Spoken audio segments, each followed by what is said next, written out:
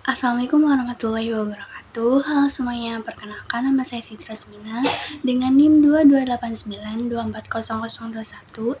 Di sini saya akan menjelaskan tentang sejarah musik barat beserta ciri-cirinya. Selamat menyaksikan. Musik bermula sebagai bentuk primitif komunikasi yang kemudian tumbuh dari alat untuk memperlancar pekerja atau berawal sebagai kekuatan upacara keagamaan. Kemudian melahirkan spekulasi bahwa musik barat berasal dari lembah subur ujung timur Laut Mediterania. Di sana terdapat bangsa Mesopotamia, Mesir dan Yahudi yang berinteraksi politik dan sosial dengan bangsa lainnya, disisip dari bangsa penakluk Yunani dan kemudian Romawi yang membawa bentuk modern dari seni kembali ke Eropa Barat. Secara historis, perkembangan musik umumnya dari abad pertengahan terus mengalami perubahan gramatik dan fungsinya dari satu periode ke periode berikutnya.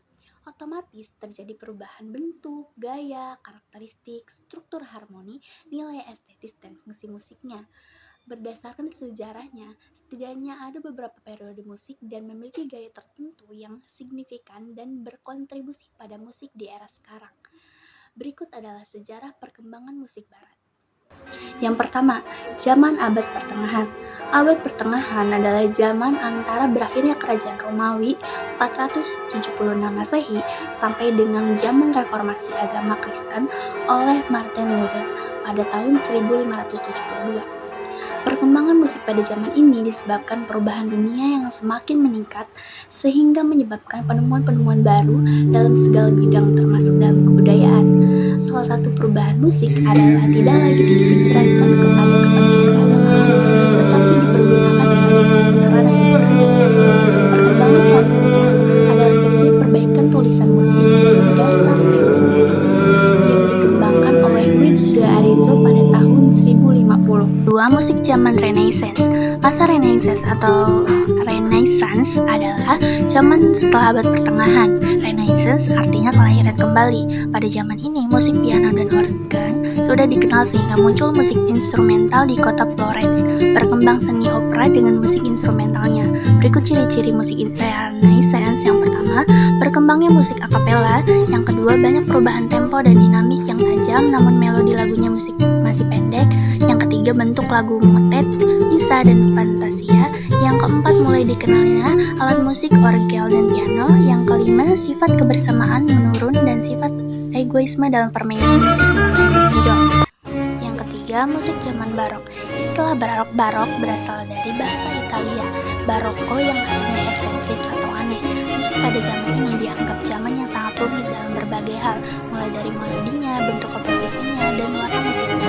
Bentuk-bentuk musik yang berkembang pada zaman ini adalah opera, oratorio, musik kamar, dan instrumentalia. Pada zaman ini pula musik gereja berkembang di Italia, Jerman, dan Austria. Gereja dengan beberapa tradisi Katolik, Protestan, dan Anglikan mengembangkan gaya musik masing-masing.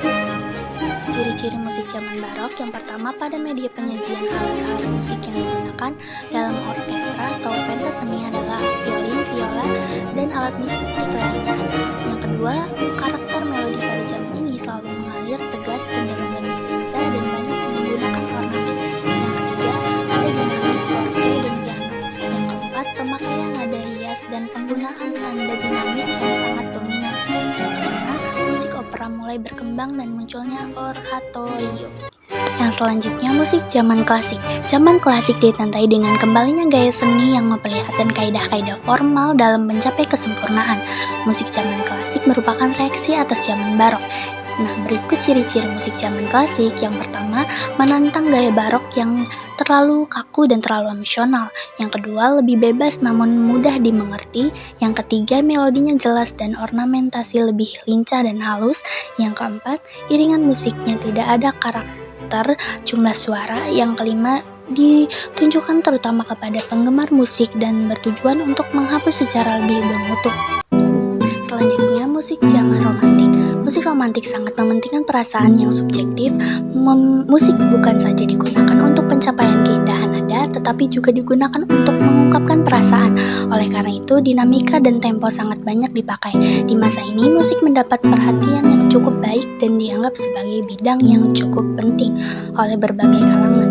komponis pada zaman romantik yang terkenal adalah Beethoven, Robert Schumann, Brahms, Schubert, dan Chopin.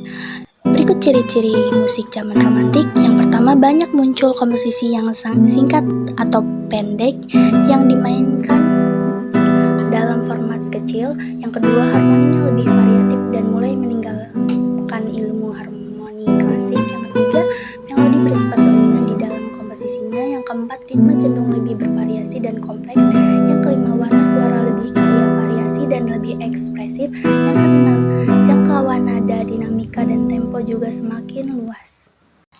Selanjutnya, musik zaman peralihan. Musik di zaman peralihan modern diawali dari munculnya aliran musik impresionis, ekspresionisme, dan eksperimental.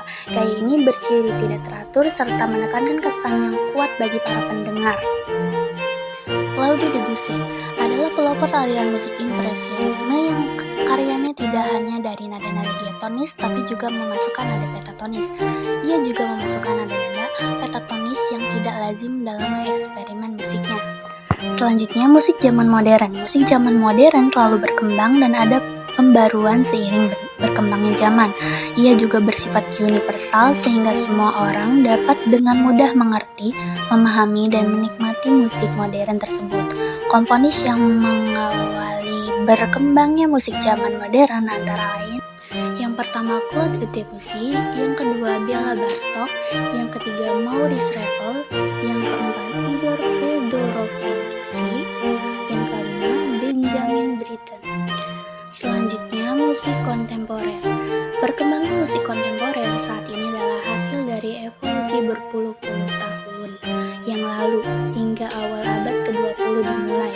Awal perkembangan ekstrim gramatika musik ini seringkali diidentifikasi dengan kemunculan aliran musik kontemporer. Musik kontemporer adalah musik baru di Indonesia yang tidak berkaitan dengan tradisi sama sekali sehingga punya kesan bebas dan tidak biasa. Musik kontemporer menyajikan konsep musik yang benar baru dengan menggunakan beragam sumber bunyi sebagai media ekspresi yang kreatif. Di dalam Romawi kuno pun ada perkembangan di mana musik itu hidup di zaman tertentu. Musik selalu berkembang, kebanyakan praktik lebih dibatasi daripada model di zaman Romawi kuno. Karena diatonik ya ada 7 nada dering do, re, mi, fa, sol, la, si.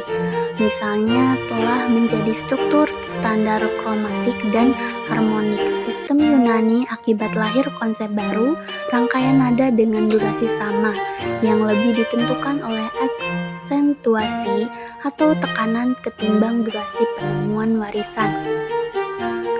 Musik yang dipindah dari Yunani kuno ke Romawi kuno itu menunjukkan kekayaan yang diwariskan antara lain teori akustik yang mencatat pengenalan dan pengelompokan. Jadi kesimpulannya adalah seni musik adalah sebuah karya dari manusia yang dalam perkembangannya tidak dapat dipungkiri seperti musik barat yang dapat berkembang sesuai dengan perkembangan zaman. Perkembangan musik tiap tahun akan berubah sesuai dengan kondisi masyarakat. Seni musik dapat membuat pribadi seseorang dapat menghargai karya orang lain dalam segala bidang. Nah, sejarah musik condong mengarah ke dunia barat. Nyatanya, musik sejak dulu sudah ada di berbagai belahan dunia.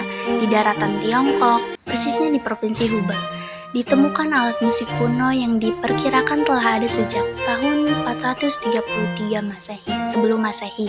Selain itu, ditemukan pula alat musik seruling yang diperkirakan berasal dari era Neolitikum.